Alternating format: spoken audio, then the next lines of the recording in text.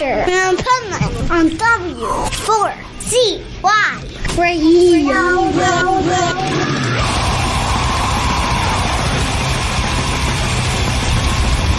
Well, it's a shame this couldn't last. Paid in full, wasted cash, camouflage the reddest flags. You know what's done is done.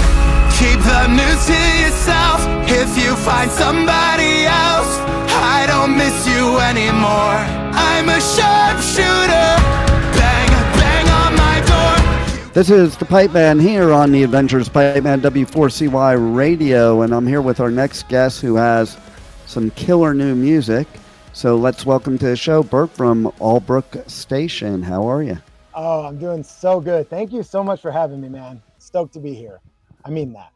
Oh, it's my pleasure. My pleasure, totally. And, you know, you got this new song, Sharpshooter, and I want to hear the story behind that song. Okay, story behind Sharpshooter. You know, it's kind of funny. Like that one, right? I mean, we only have 3 singles out, but that one by far is the most polarizing. I've had people that either just like hated that song because they loved the first 2 so much and it was a deviation, or I've had people that didn't really say much about the first 2 be like, I love this song. So for us, I mean, it was something different. It was kind of an anti-chorus, you know, in a rock song that doesn't usually, it's not usually what you expect. And it's a lot more intimate and it's stripped down because I wanted to show that we could do that side as well. We got the big anthemic stuff, but I also wanted to show like that more intimate, you know, side of like, hey, sometimes life sucks, dude. And I don't miss being in, you know, some of the really bad situations I used to be in. And that's kind of what was the birth of Sharpshooter. Is we decided to write this song just about being done with certain things, you know, certain people treating us a certain way, certain relationships, you know, where I was just like, I used to be a really big people pleaser. Used to just, you know, help others at the expense of myself. And it just kind of got to a point where I was just like, dude, I don't got no back left. You know, I can't do this anymore. I hate this. And so that was kind of the tagline. I don't miss you anymore. I'm a sharpshooter, because sharpshooters don't miss. They're perfect snipers. They don't miss. So that was kind of a little fun play on words there. And Jesse, the bass player, he's my co-writer. Him and I write all the songs, and we had such a blast writing Sharpshooter. It was one of the first ones we wrote together when we first started writing together. And so it's really cool to see this song years later come to light. Yeah. And you know what? You're speaking my language, because totally I've always been a people pleaser, and people hate when you stop being that way too. When you're trying to make yourself better, they won't let you, because then they can't manipulate you. Exactly. And they're like, hey, you used to be a doormat and now it's not there. I got to get my own shoes dirty now. It's like, right? Yeah, well, because I'm not going to do that anymore.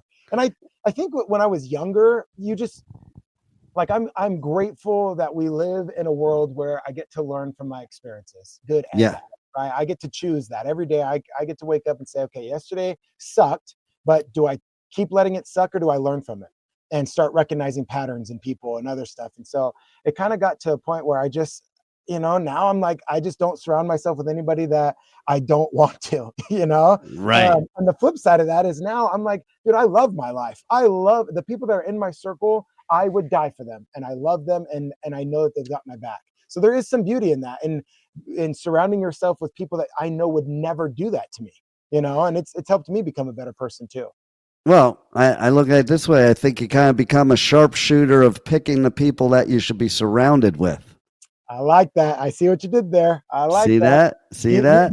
You do. Ultimately, you start recognizing like that is a good person. You know, you start recognizing small things that they do when no one's watching, that you're like, yeah, that's somebody I want on my team. That's somebody, you know, somebody that's honest, somebody that can, I mean, I think my favorite people on my team right now are the ones that can tell me when I'm not on my game. I love the ones that can tell me like, hey man, this last performance, a little shaky, let's tighten it up. Or this song just isn't quite there. Or like those people, because I know ultimately they want me to succeed. And so they're not doing it for ego. They're not doing it to put me down. It's, hey, I know you've got what it takes. I want to help push and champion that. I love those ones. And I'd rather that, listen, I'm from the Northeast, so I'd rather people like that shoot it straight to me. Yep. And, you know, because then at least I know where I stand. Yeah. And then I can take whatever they're saying and know that it's the truth. It's not hate.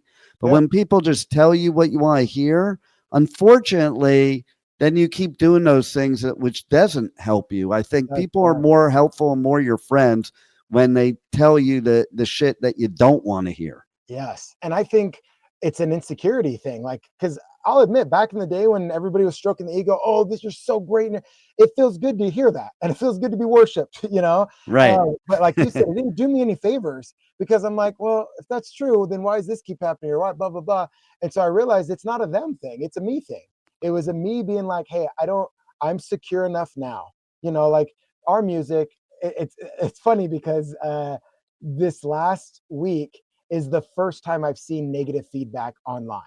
And Wow. Miracle and Bad Dream was awesome. They've been out since May 2nd.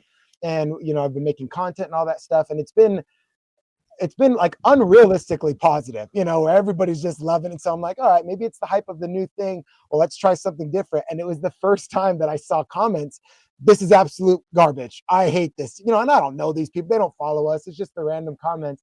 And the thing that happened that was really, really beautiful was I don't take offense to that.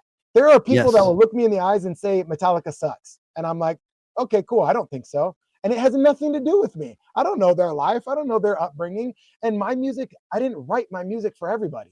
I know I'm not going to win the 8 billion people over. You know, I know that's not going to happen. And I'm not trying to. I'm trying to write music that's authentic to me. And if people like the type of music that I like, then they'll love this. And I'm trying to find my people. And so when I see a comment, you know, and I usually just kind of mess with them and joke with them. One guy is absolute garbage. And I said, no, come on, you like it a little bit. No, I absolutely don't. And I said, the algorithm doesn't lie, man. You're watching this for some reason. And then it ended up becoming like a positive thing, because I'm like, dude, you don't know me personally, so I don't take offense. You can't offend me. You don't know me, you know? And so it's been a cool experience to not be a people pleaser, to, you know, become secure enough in myself and my music that it's okay that people have opinions and people like it or don't like it. It's like, well, that doesn't take away from my value. I love it. And that's it. That's what happens when you become like a reformed people pleaser, because then you find out you can't please everybody. And that's the frustrating part when you're a people pleaser. Yeah. You want to please everybody, but there just isn't any pleasing anybody. So the best bet you can do is please yourself, and then you attract your tribe. Yes, 100%. And I mean, on that same side, for me, it was like, I also had to make sure I wasn't just like self-centered and selfish. You know, I had to make sure I didn't overcorrect and be like, forget everybody else, I'm gonna do my thing. It was, and I'm sure I went through a phase of that when I was breaking out and just kind of learning my boundaries. But over time, it just became a thing where I'm like, I'm secure enough, and that's it. And I will do anything for my peace. I think that's my most protected, you know, resource, and is peace. Where I'm just like, hey, I want that, and I don't need to win an argument. I don't need to fight somebody. I just don't need that. I'd rather have peace. I think that's the maturity, because when you're younger, it's almost like you think that you thrive on drama. Oh yeah. You know, but you think that means attention, and that means nah. At the end of the day, the drama, it just never ends, and it causes more drama. Peace is a lot better way. 100%, man. That's why I'm just like, hey, I'd rather be, because I think it's easy for me to love people. It's easy for me to connect to people, and I'm like, that's authentic to me. What's not authentic to me is confrontation and trying to win. I already won. I'm like, dude, I got the best life in the world. Like, there's nothing anybody could say that's gonna offend me, dude. Sorry. You know, you could come right up to my face and be like, your music sucks. I hate your hair. I hate your brown skin, whatever. And I'll just be like, cool, man. Like, you got stuff to figure out in your own life, and I hope you get there, because it's for you. Like, it's gonna affect your life. It's not gonna affect me. No doubt. And you know, it is kind of funny when you do take that attitude, it messes with them more than if you were. They want you to argue with them, so it's very frustrating when you don't to them. That fire needs oxygen, and if you just hold your breath, where's it go? I love it. Right? And it's like, okay, man, well, that kind of killed it for me. And I'm proud to say I've made a few fans from that, from just the way I responded or handled situations where they're like, let me give this another chance. Let me see it. Let me see if I just missed it. And so I'm like, cool. You know, that works way more than me pounding my chest and being like, yeah, I told that internet guy, Facebook user 392, he learned his lesson today. Right. That does nothing.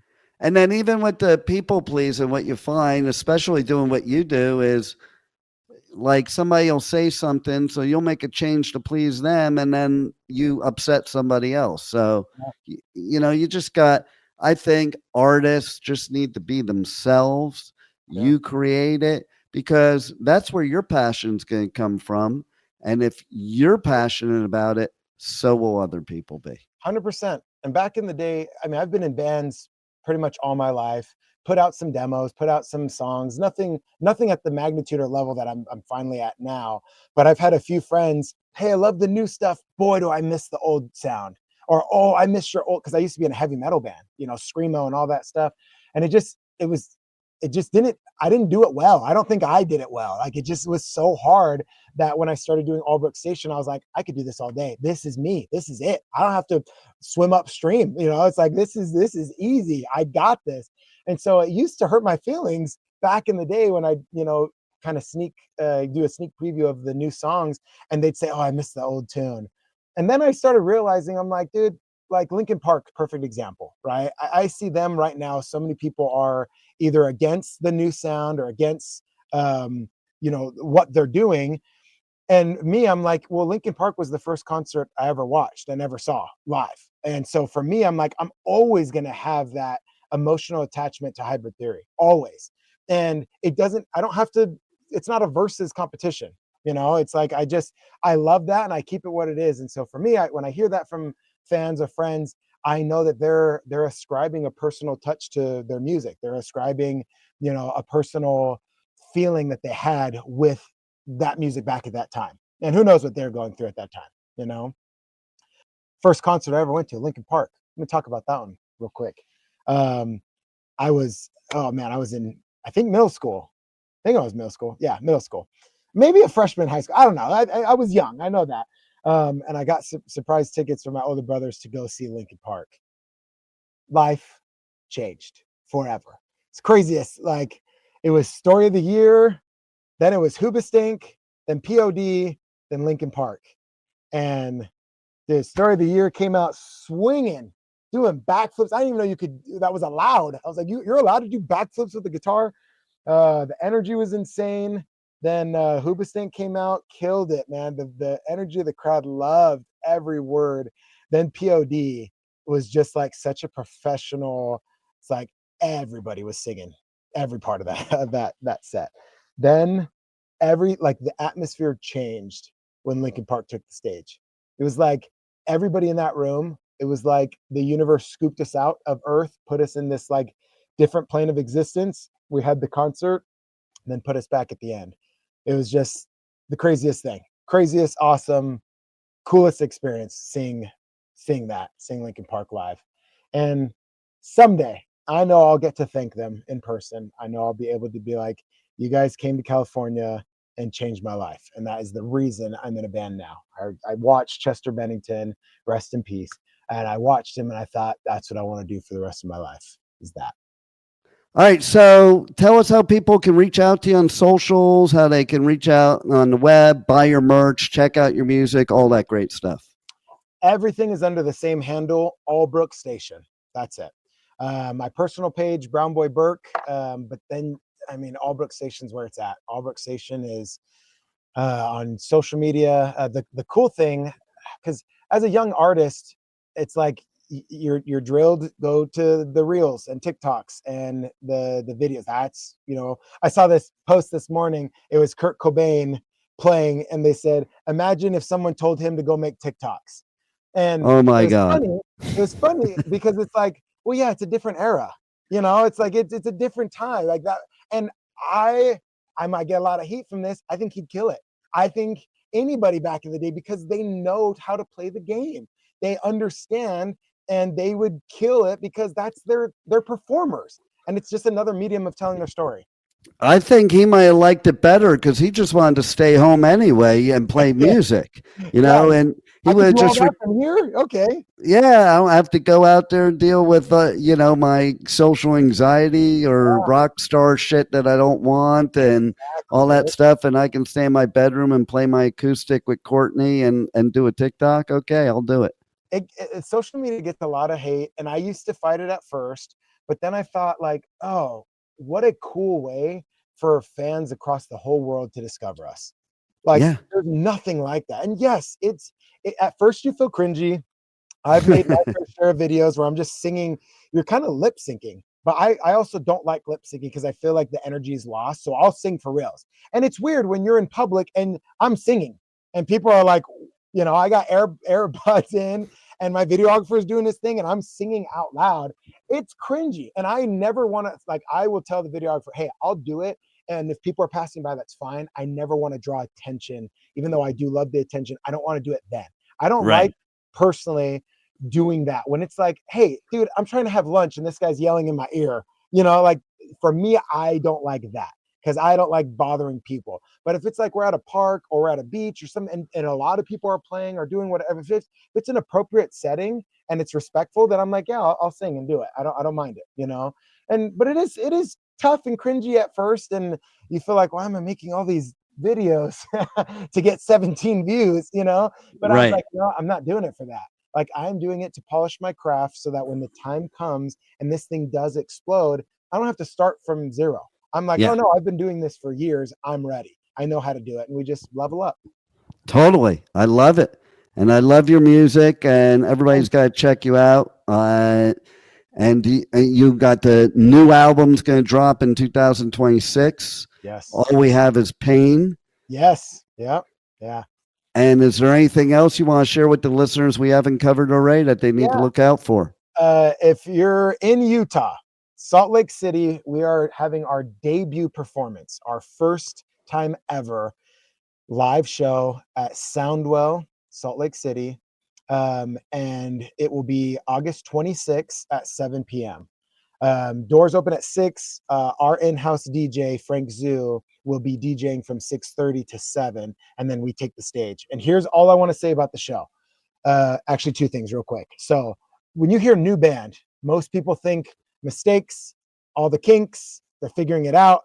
And so I'm like, yes, we are a new band, but this is not new to us. We might be new to you, but this isn't new to us. And so I think a lot of people are going to go to this show expecting an opener. Like, cool, we're here, and they're going to get a headliner. Nice. We've worked on this show for the last 6 months of like everything dialed down to a T. It's a performance. And that's something that I never want to lose. Where I'm like, hey, what makes Foo Fighters, Metallica, all those things, Taylor Swift, what makes all of those things different than an amateur? And so you start to pick those apart and realize what's being done behind the scenes, the things that we don't see that makes a show great. So there's that. And then my last little quip is, you think of your favorite artist, favorite band of all time.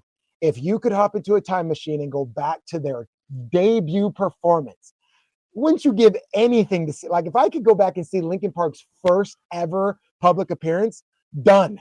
Take my soul. Here it is. I want to see that. Slipknot, same thing. Like, I want to see that. I want to see Metallica. Like, I would love to just be there in person. I was at the Metallica first show ever. Were you? And Slayer. Okay, so tell me, given what you know about Metallica now, what does that first show mean to you? Now I'm interviewing you real quick. It means fucking everything. And it's great when I tell certain bands during interviews that the look that you get from them, because it is iconic. And there's so many firsts, because I grew up in Jersey, and my dad moved me to LA in 1980. So like my first club show ever was Motley Crue before they had an album at the Roxy on the Sunset Strip. Like, and they weren't even glam yet. They were horror punk. So they tried to light the Roxy on fire to bring Satan in. And I have a visual of that in my head to this day, like as if I was there. I like remember every part of it.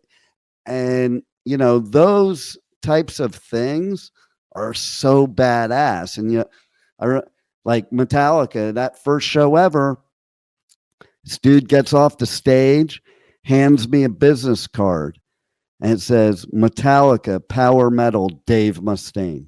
That's crazy. Right? Yeah. So like memories like that, like you can't buy memories like that. And then, you know, when you do see them big like they are now, it's like, I remember when, you know, and you've seen the whole journey, and it's kind of cool because you're part of their journey. Yeah, dude. And that's how many people get to say that. I mean, how many people were in that room that day with you, you know? There were 25 of us. That's crazy to me. Right? Crazy, dude. 25.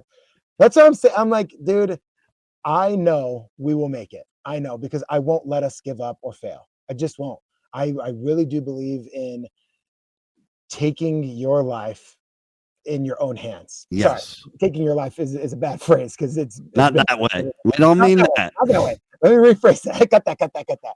I believe in controlling your fate and your destiny, and taking life as everything, taking it and making something out of it. Like, I feel like that's what we were here to do. Is we have this beautiful gift of life that is so fragile. It's 1 second and it's done, you know? And it's so like you said before about choices. Like, I'm all about choices. I also am a motivational speaker. So you're speaking my language, and, you know, we can choose our destiny. We don't have to, like so many people, they take what happened to them in life and they make it like they have no choice. No, it's not what happens to you. It's what you do with it. Exactly.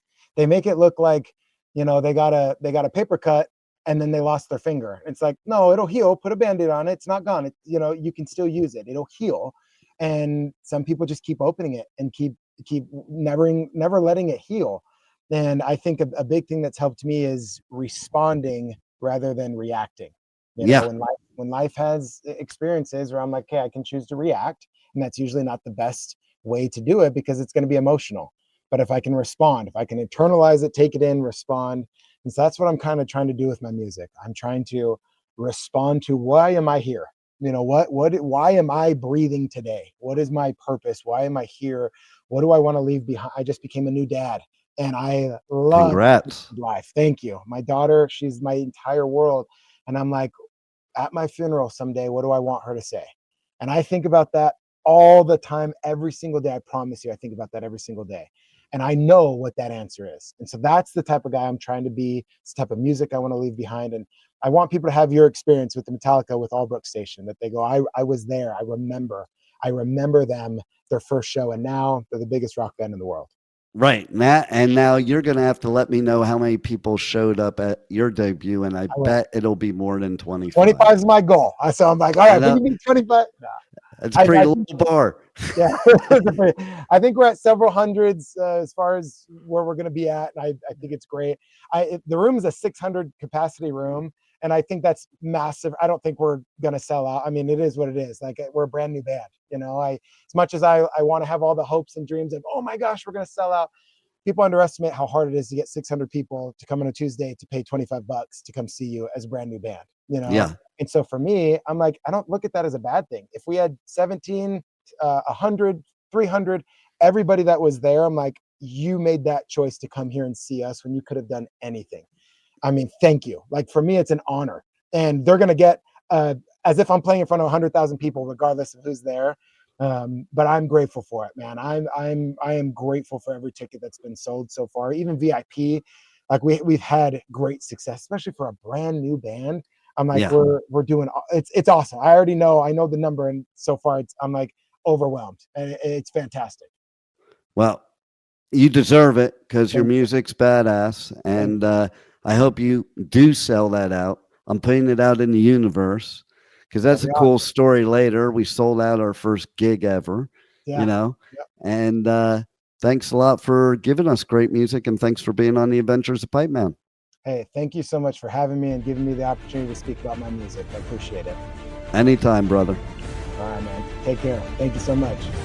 Thank you for listening to the Adventures of Pipeman on W4CY Radio.